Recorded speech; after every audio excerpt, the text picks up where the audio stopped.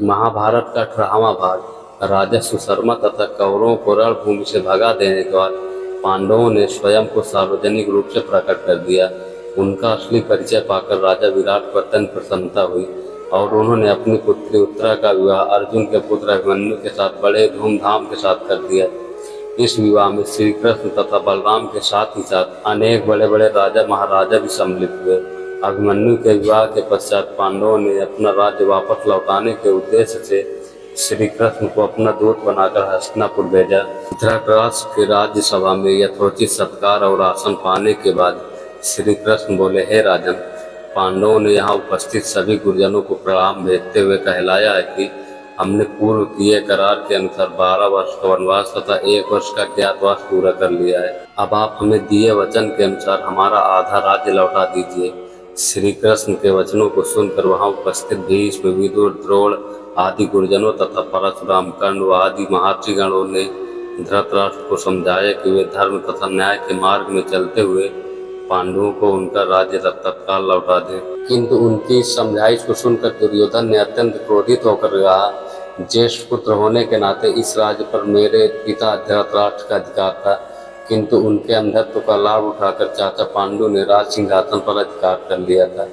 मैं महाराज धृतराष्ट्र का ज्येष्ठ पुत्र हूँ, अतः इस राज्य पर मेरा और केवल मेरा अधिकार है। मैं पांडवों को राज्य तो क्या, सुई की नोक के बराबर भी जमीन देने के लिए तैयार नहीं हूँ। यदि उन्हें अपना राज्य वापस चाहिए तो वे हमसे युद्ध करके उसे प्राप्त कर लें।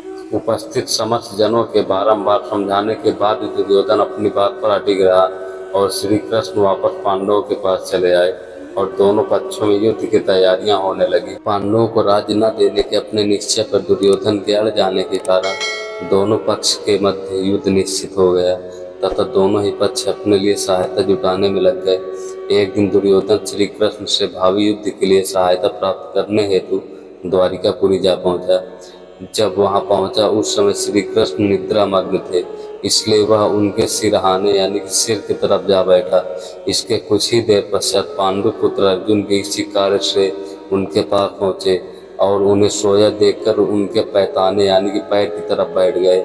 जब श्री कृष्ण की निद्रा टूटी तो पहले उनकी दृष्टि अर्जुन पर पड़ी। अर्जुन से कुशल क्षेम पूछने के भगवान श्री कृष्ण ने उनके आगमन का कारण पूछा। अर्जुन ने कहा, भगवान, मैं भावी युद्ध के लिए आपसे सहायता लेने आया हूँ।